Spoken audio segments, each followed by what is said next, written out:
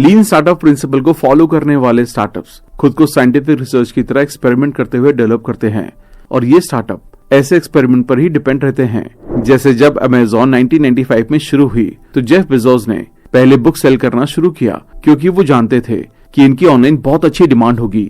Facebook और PayPal जैसे viral products ने इसे अच्छी तरह से यूज किया है।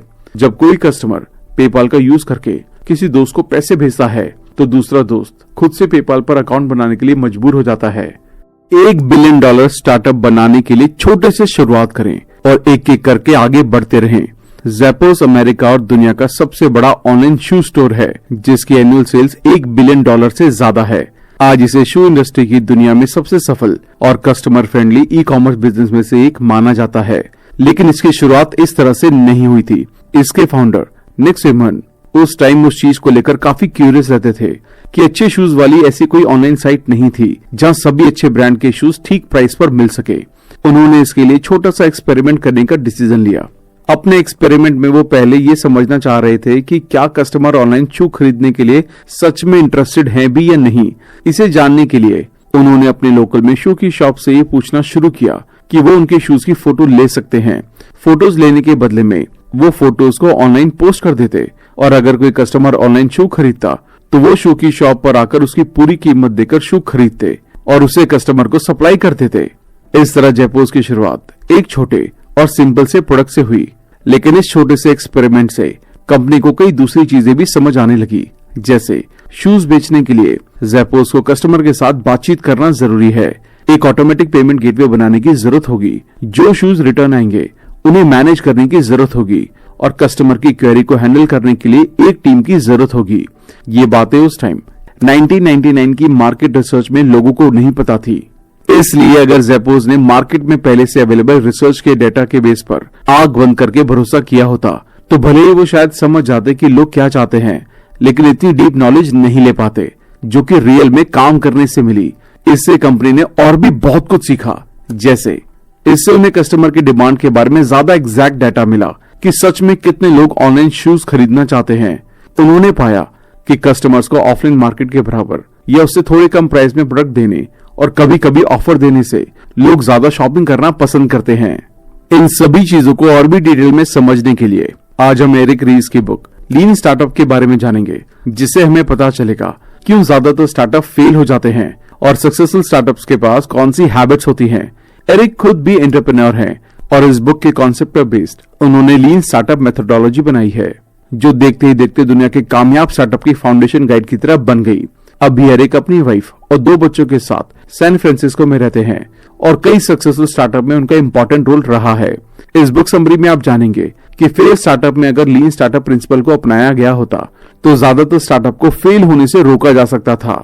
लीन स्टार्टअप ये सीखने के बारे में है कि आपके कस्टमर सच में कौन है और वो क्या चाहते हैं। शायद अब तक ज्यादातर लोगों की तरह आपका भी यही मानना होगा कि हर स्टार्टअप टाइम के साथ सक्सेस की तरफ तेजी से आगे बढ़ते हैं, लेकिन रियल में ऐसा नहीं है। इस ग्राफ पर नजर डालें। ज्यादातर नए स्टार्टअप फाउंडर्स का मानना होता है कि ग्रोथ ग्राफ की लेफ्ट साइड बनाई हुई लाइन को फॉलो करेगी। जब वो अपना प्रोडक्ट मार्केट में उतारेंगे तो थोड़ा आगे बढ़ेंगे और धीरे धीरे आगे बढ़ते रहेंगे, लेकिन रियलिटी इससे बहुत अलग है। हो सकता है वो एक प्रोडक्ट में सक्सेसफुल हो लेकिन दूसरे में फेल हो जाए, तीसरे में थोड़ी ग्रोथ मिले, फिर चौथे में बहुत ज्यादा ग्रोथ मिल जाए, लेकिन 5वां फिर से डाउन हो जाए। ये सब तो चलता ही रहता है। इसलिए अगर आप एक स्टार्टअप करने वाले हैं तो फेलियर की आदत डालनी होगी और हर बार फिर से जीरो से शुरू करने के लिए तैयार रहना होगा। लेकिन इसमें निराश होने की कोई बात नहीं है, क्योंकि जो भी फेल होता है वो सबसे तेजी से सीखता है। लीन स्टार्टअप प्रिंसिपल के लिए इन 4 जरूरी बातों को याद रखें। पहला ये कि एंटरप्रेन्योर हर जगह है। दूसरी बात ये कि एंटरप्रेन्योर का मतलब है मैनेजमेंट, कि अलग अलग स्किल वाले लोगों को मैनेज करके मार्केट की किसी प्रॉब्लम को सॉल्व करके बदले में प्रॉफिट कमाया जाए। तीसरी बात वैलिड लर्निंग है, यानी कि आपके स्टार्टअप का काम लगातार ये सीखते रहना है कि आपके कस्टमर सच में क्या चाहते हैं। इस तरह से आप एक मजबूत बिजनेस मॉडल बना सकते हैं। स्टार्टअप एक ऐसे ग्रुप की तरह है जिसे बहुत ज्यादा अनसर्टेनिटी में एक नया प्रोडक्ट या सर्विस बनाने के लिए डिजाइन किया जाता है। इसलिए एक फाउंडर होने के नाते आपको इन्वेंशन, मेजरमेंट और लर्निंग के साइकिल में चलना बहुत जरूरी है। लीन स्टार्टअप बुक स्टार्टअप चलाने और नए प्रोडक्ट लॉन्च करने के लिए एक साइंटिफिक मेथड को डिफाइन करती है। ये एक ऐसा कॉन्सेप्ट है जिसे दुनिया भर में स्टार्टअप्स और सक्सेसफुल कंपनीज में अपनाया जाता है। चाहे आपकी कंपनी छोटी हो या बड़ी, आप कंपनी में जूनियर पोजीशन पर हैं या फिर सीनियर पोजीशन पर, ये बुक आपको काफी हेल्प करेगी। अगर आप एक एंटरप्रेन्योर हैं या छोटे बिजनेसमैन हैं या डेवलपर हैं और आप अपनी फील्ड के टॉप लीडर में से एक बनना चाहते हैं, तो ये वीडियो आपके लिए काफी यूजफुल होने वाली है, इसलिए वीडियो को एंड तक जरूर देखें। और अगर आप हमारे चैनल पर पहली बार आए हैं तो चैनल को सब्सक्राइब करना ना भूलें। ऑथर ने लीन स्टार्टअप प्रिंसिपल को 3 पार्ट्स में बताया है। पहले में विजन के बारे में, ये पार्ट आपको अपने स्टार्टअप की फाउंडेशन बनाने में गाइड करेगा। ये बताता है कि एक एंटरप्रेन्योर कौन होता है और स्टार्टअप के लिए विनिंग माइंडसेट से ज्यादा लर्निंग माइंडसेट कैसे जरूरी है। दूसरे पार्ट में स्टीयर यानी कि स्टार्टअप की बॉडी को मजबूत करने के बारे में सिखाते हैं और तीसरे पार्ट में आप कंपनी को ग्रो करने के तरीके के बारे में सीखेंगे। तो चलिए फिर हम सबसे पहले पार्ट के बारे में बात करते हैं, विजन। लीन स्टार्टअप को फॉलो करने के लिए आपको 3 चीजों को डिफाइन करने की जरूरत होती है और वो है विजन, विजन तक पहुंचने के लिए जरूरी स्ट्रैटेजीज और प्रोडक्ट। ध्यान रखें कि स्ट्रैटेजी ऐसे टाइम में लगातार बदलती रहेंगी जब एक सेंटर विजन की जरूरत होगी या आपको एक ही आइडिया पर स्टिक रहने की जरूरत होगी। इसलिए अपने विजन और कस्टमर की डिमांड के अकॉर्डिंग स्ट्रैटेजी को बदलने के लिए तैयार रहें। तो सबसे पहले विजन बनाएं कि आप लोगों की किस प्रॉब्लम को सॉल्व करना चाहते हैं, फिर स्ट्रैटेजी बनाएं कि इसे कैसे करेंगे और आखिर में प्रोडक्ट बनाएं जिससे उस प्रॉब्लम को सॉल्व करेंगे।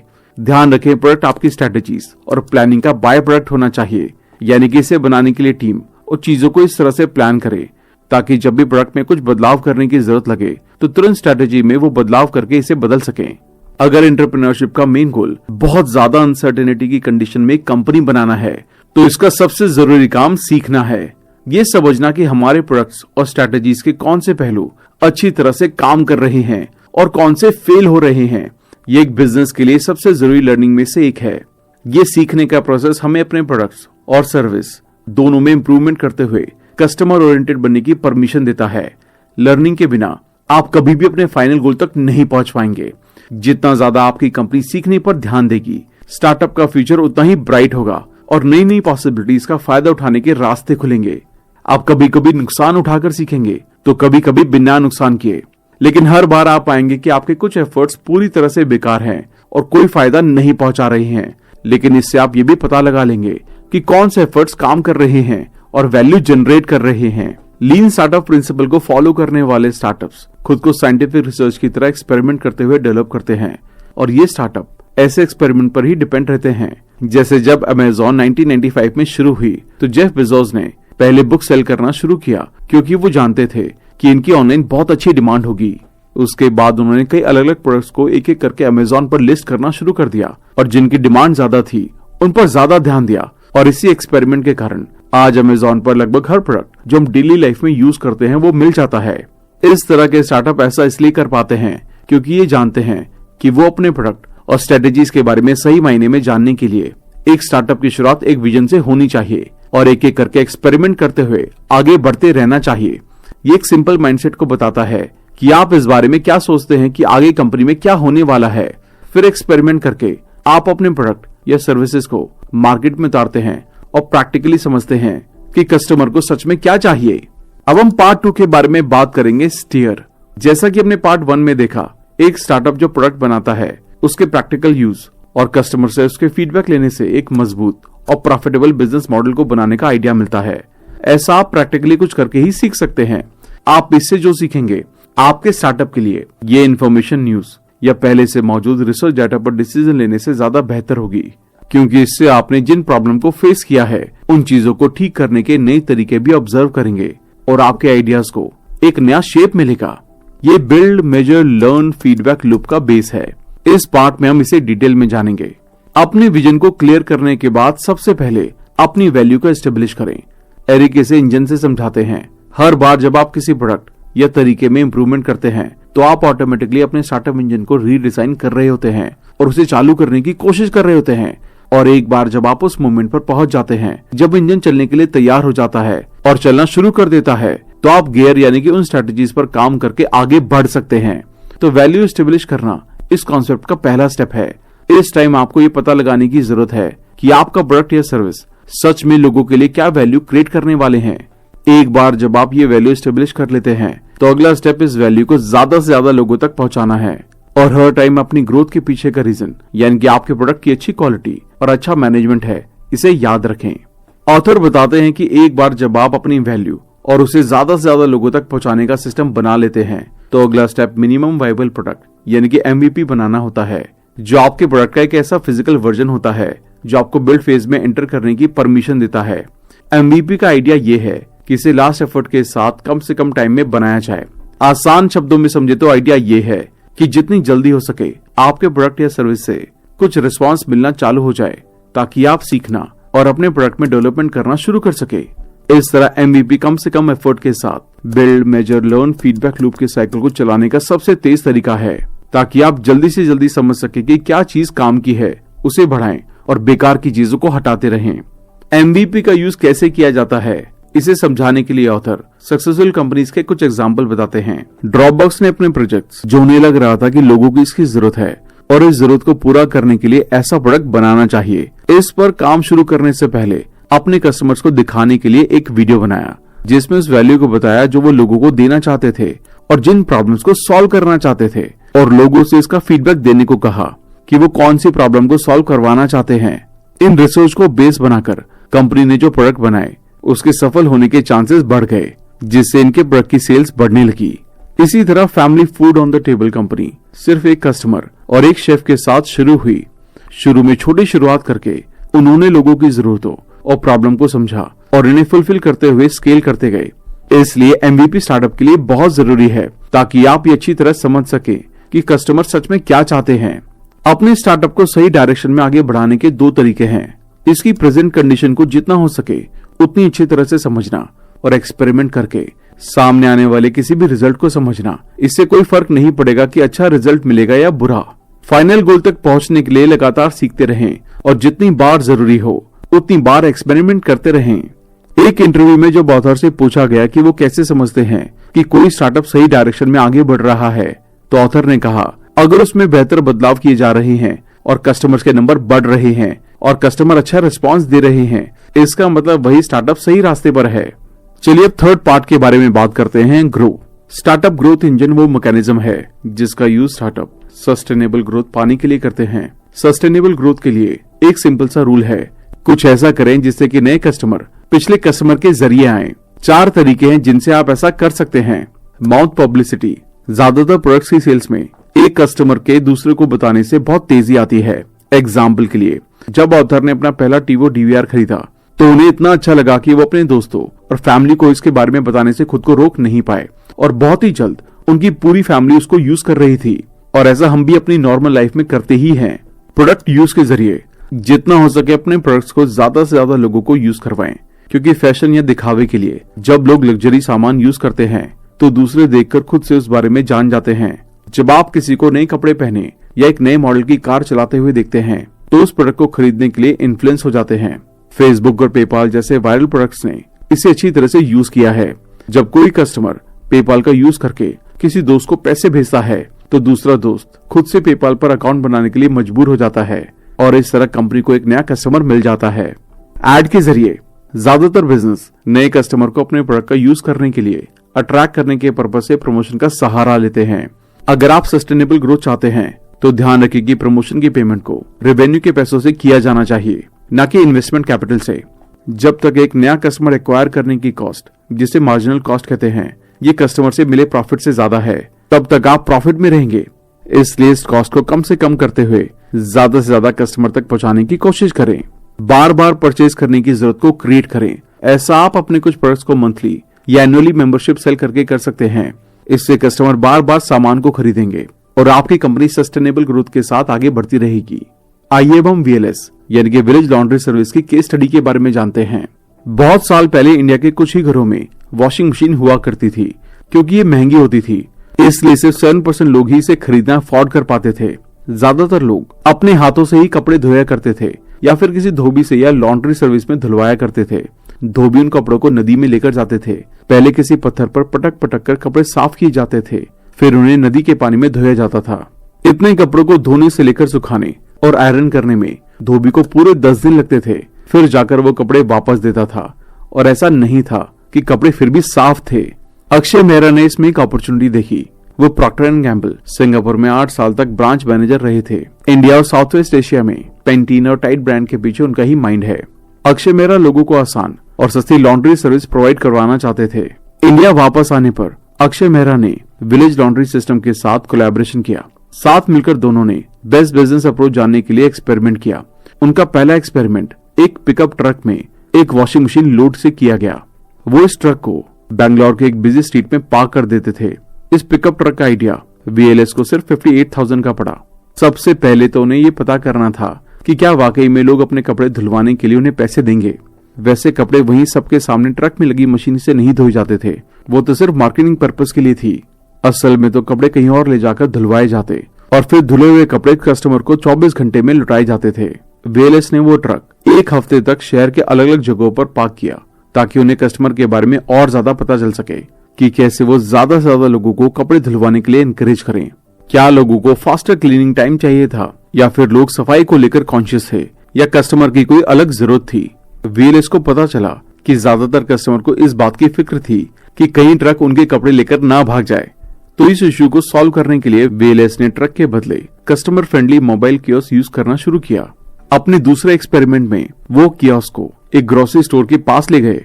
मोबाइल कियोस्क से ये भी पता चला कि लोग सिर्फ कपड़े ही धुलवाना नहीं चाहते बल्कि उन्हें प्रेस भी करवाना चाहते हैं।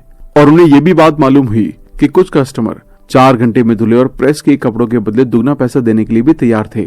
वीएलएस का ये एक्सपेरिमेंट काफी सक्सेसफुल रहा। बाद में वो एक फाइनल प्रोडक्ट लेकर आए जो 3x4 फीट का एक मोबाइल कियोस्क था, जिसमें एक प्रो स्टेट वॉशिंग मशीन के साथ एक ड्रायर भी था। ये कपड़े धोने के लिए अच्छी क्वालिटी का डिटर्जेंट और साफ पानी का इस्तेमाल करते।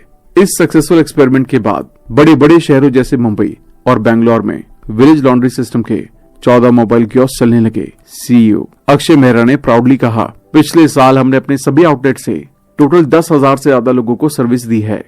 जेपोस की स्टोरी की तरह ही हम देख सकते हैं कि कैसे लीन स्टार्टअप का प्रिंसिपल वीएलएस ने भी अप्लाई किया।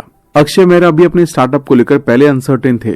उन्हें इस बात का कोई आइडिया नहीं था कि लोग उनकी लॉन्ड्री सर्विस का भरोसा करेंगे भी या नहीं। दूसरी बात, उन्होंने स्टार्टिंग प्रोडक्ट को एक एक्सपेरिमेंट के तौर पर निकाला। पिकअप ट्रक उनका एमवीपी यानी कि मिनिमम वायबल प्रोडक्ट था, जिसमें कोई खास पैसा खर्च नहीं हुआ था, न ही इसे डेवलप करने में ज्यादा टाइम और एफर्ट लगाना पड़ा। वो इस कम इन्वेस्टमेंट वाले रिस्क पे अपने कॉन्फिडेंस को काफी आसानी से टेस्ट कर सकते थे। तीसरी बात, वीएलएस कस्टमर के फीडबैक से बिल्ड, मेजर, लर्न और क्रिएट कर पाया। इस एक्सपेरिमेंट का रिजल्ट ये निकला कि लास्ट में उन्हें ऐसा फाइनल प्रोडक्ट मिला जो कस्टमर की नीड को पूरा कर रहा था। और ये बहुत बड़ा रीजन रहा जिसे विलेज लॉन्ड्री सर्विस एक सस्टेनेबल बिजनेस बन गया। क्या होता अगर वीएलएस मार्केट लॉन्च से ही पहले अपना फाइनल प्रोडक्ट बना लेते? क्या होता अगर वो सालों तक परफेक्ट मार्केटिंग स्ट्रेटेजी ही प्लान करते रहते? क्या होता अगर उन्होंने प्रोडक्ट शुरू करने से पहले मार्केट सर्वे करवाया होता? ये सब तो बिजनेस के ट्रेडिशनल तरीके हैं जो किसी भी बिजनेस से पहले अपनाए जाते हैं, मगर ये पुराने तरीके किसी स्टार्टअप के लिए कभी कभी काम नहीं करते। किसी भी नए बिजनेस को शुरू करने में बहुत अनसर्टेन सिचुएशन शामिल होती है। इसलिए इस टाइम स्टार्टअप को ना तो ऐसे प्रोडक्ट में इतना इन्वेस्ट करना चाहिए और ना ही स्ट्रेटेजी में इतना टाइम लगाना चाहिए जो सक्सेस की गारंटी नहीं देता है। दरअसल जब तक आप अपने असली कस्टमर से डील नहीं करते तब तक आप 100% श्योर नहीं हो सकते। किसी भी नए बिजनेस के लिए बेहतर होगा कि छोटी शुरुआत की जाए। एक्सपेरिमेंट और बिल्ड, मेजर, लर्न मेथड की हेल्प से लास्ट में आपको एक परफेक्ट सस्टेनेबल प्रोडक्ट मिल जाएगा। अब हम ग्रुपऑन कंपनी की केस स्टडी के बारे में समझते हैं। क्या आपने ग्रुपऑन का नाम सुना है? ये पहली ऑनलाइन साइट थी जो कस्टमर को ग्रुप कूपन प्रोवाइड करती थी। इसकी बढ़ती हुई सक्सेस को देखकर ही कई दूसरी साइट्स ने भी ग्रुपऑन को कॉपी करना शुरू कर दिया। मगर ऐसा नहीं था कि ग्रुपऑन रातों रात चल पड़ी। ग्रुपऑन के सबसे पहले कस्टमर थे 20 लोगों का एक ग्रुप जिन्होंने buy one take one pizza coupon लिए थे। एंड्रयू मैसन जो उसके फाउंडर थे पहले से सोशल कॉमर्स प्लेटफॉर्म नहीं बनाना चाहते थे, लेकिन मैसन और उनकी टीम ने एक एमवीपी तैयार किया। ग्रुपऑन एक वर्डप्रेस ब्लॉग के तौर पर शुरू हुआ था जिसमें मैसन और उनकी टीम रोज कुछ न कुछ पोस्ट करती थी। उनका पहला ब्लॉग था, ये टी शर्ट रेड कलर और लार्ज साइज में अवेलेबल है। अगर आप कोई अलग कलर या साइज लेना चाहते हैं तो हमें ईमेल करें। ग्रुपऑन के पास तब तक ऑर्डर के लिए एक फॉर्म तक नहीं था। आइडिया बहुत सिंपल था मगर ये काम कर गया। इस एक्सपेरिमेंट से ये पता चल गया कि वाकई में इसकी डिमांड है। बहुत सारे ऐसे कस्टमर थे जिन्हें ग्रुपऑन काम की चीज लगा। उसके बाद मैसन और उनकी टीम ने फाइल मेकर प्रोग्राम से असली कूपन बनाए। ग्रुपऑन का पहला कूपन एक पीडीएफ फॉर्मेट में था। वो इन पीडीएफ कूपन को सीधे कस्टमर को मेल कर देते। अपने पहले साल में ग्रुपऑन कंपनी जैसे तैसे चीजें मैनेज करने में लगी रही, लेकिन उनके इस सफर में WordPress blog, file maker PDF और उन 20 कूपन पिज्जास की भी खास जगह है। कंपनी की ग्रोथ रिकॉर्ड ब्रेकिंग रही वो अपने टाइम में $1 बिलियन के बेंचमार्क तक पहुंचने वाली सबसे तेज कंपनी बनी। आज ग्रुपॉन लोकल बिजनेस को नए कस्टमर ढूंढने में हेल्प करती है। ये दुनिया की अलग अलग 375 कंट्रीज में स्पेशल अफोर्डेबल डील प्रोवाइड करती है। इस तरह MVP यानी कि मिनिमम वायबल प्रोडक्ट का काम कस्टमर की डिमांड का पता लगाकर स्टार्टअप की हेल्प करना है। इसलिए MVP सस्ती, इजी और क्विकली डेवलप की जा सकती है। इसके जरिए स्टार्टअप जल्द ही अपना बिल्ड मेजर लर्न साइकिल शुरू कर सकता है। ट्रेडिशनल तरीके से बिजनेस करने में प्रोडक्ट को एक लंबे डेवलपमेंट पीरियड से गुजरना पड़ता है, तब जाकर उसे परफेक्शन मिलती है। मगर MVP के तरीके ज्यादा इफेक्टिव होते हैं। ये स्टार्टअप के लिए बेस्ट प्रोडक्ट डिजाइन बनाने में काफी हेल्पफुल है। और सबसे बढ़कर बात यह है कि MVP आपको बिजनेस और मार्केटिंग स्ट्रेटेजी से रिलेटेड कई सवालों के जवाब अपने आप ही दे देती है। थैंक यू दोस्तों, तो ये थी लीन स्टार्टअप की बुक समरी। आइए हमने जो कुछ भी सीखा उसे वापस से रिवाइज कर लेते हैं ताकि सारी चीजें आपको याद रहें। लीन स्टार्टअप मेथड में 5 इंपॉर्टेंट आइडियाज हैं। नंबर 1, ये जरूरी नहीं है कि कोई भी नया बिजनेस आप गैराज से ही शुरू करें। इस बात से कोई फर्क नहीं पड़ता है कि आप कहां से शुरू करते हैं। एक स्टार्टअप में आप पहले से ही कुछ प्रोडक्ट नहीं कर सकते। कोई भी ऑर्गेनाइजेशन जो नई सर्विस या प्रोडक्ट शुरू करती है वो उसका स्टार्टअप होता है, क्योंकि तब उसे उसके चलने या ना चलने का कोई पक्का भरोसा नहीं होता। इसलिए लीन स्टार्टअप हर इंडस्ट्री, हर सेक्टर और हर साइज की कंपनी पर अप्लाई होता है। दूसरे नंबर पर आता है मैनेजमेंट। जब आप स्टार्टअप की बात करते हैं तो इसका मतलब सिर्फ प्रोडक्ट से नहीं है। उस प्रोडक्ट को बनाने वाले लोग भी स्टार्टअप में शामिल होते हैं और उन लोगों या उस इंस्टीट्यूट को एक स्पेशल तरीके से मैनेज करने की जरूरत पड़ती है, क्योंकि वो स्टार्टअप के बारे में बेहद अनसर्टेन है। नंबर 3, वैलिडेट लर्निंग, जिसका मतलब है ऐसे एक्सपेरिमेंट जो बिजनेस में ये जानने के लिए किए जाते हैं कि उन एक्सपेरिमेंट का इफेक्ट बिजनेस के ऊपर कैसा पड़ेगा। ये उसी तरह से है जैसे कोई साइंटिफिक हाइपोथेसिस होती है, और ये एक तरह से जरूरी भी है, क्योंकि बिजनेस लंबा टिके यही स्टार्टअप का गोल होता है। ये सिर्फ कुछ टाइम के लिए प्रॉफिट कमाना नहीं है। चौथे नंबर पर है बिल्ड मेजर लर्न। किसी भी स्टार्टअप के प्राइमरी टास्क होते हैं आइडिया से नई प्रोडक्ट बनाना, कस्टमर का फीडबैक मेजर करना और उस फीडबैक से सीखना कि ये चीज आगे चलने वाली है या नहीं। नंबर 5 है प्रोग्रेस। आपके स्टार्टअप को बिल्ड मेजर लर्न साइकिल के हिसाब से चलने की आदत होनी चाहिए। फीडबैक मिलते ही इसे अपनी कमियों पर काम कर लेना चाहिए। एक सस्टेनेबल बिजनेस अचीव करने के लिए अपने किस प्रोसेस पर आगे बढ़ना है और काम करना है, ये स्टार्टअप को पता होना चाहिए। थैंक यू दोस्तों। तो यहाँ तक वीडियो देखने के लिए बहुत बहुत धन्यवाद और इतना सारा सपोर्ट करने के लिए बहुत बहुत धन्यवाद। अगर आपको ये वीडियो अच्छी लगी तो लाइक और कमेंट जरूर करना, और अगर आपने चैनल को अब तक सब्सक्राइब नहीं किया है तो चैनल को सब्सक्राइब जरूर कर देना, ताकि आप हमारी हर हफ्ते 2 नई बुक समरीज को एंजॉय कर सके और कुछ नया हर हफ्ते सीख सके। और एक बात का ध्यान रखना कि बेल आइकन को प्रेस करना ना भूलना। जल्दी मिलते हैं और भी बेहतरीन वीडियो के साथ। Thank you so much.